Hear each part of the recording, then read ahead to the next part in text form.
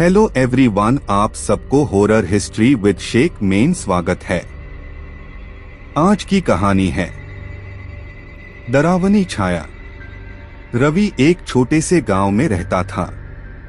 उसका नया मकान गांव के किनारे एक पुरानी वीरान हवेली के पास था।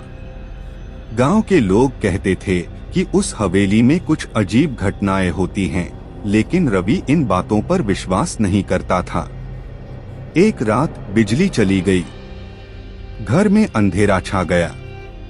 रवि मोमबत्ती जलाकर बैठा था कि तभी उसे खिड़की के पास किसी के खड़े होने का एहसास हुआ।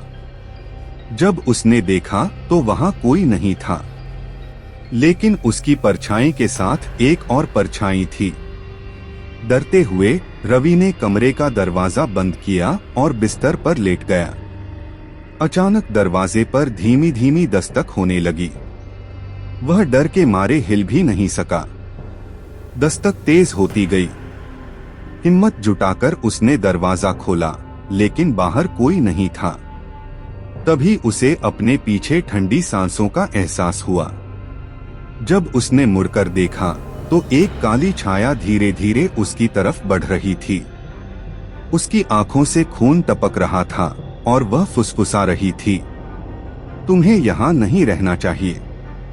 रवि ने डर के मारे जोर से चीख मारी और बेहोश हो गया।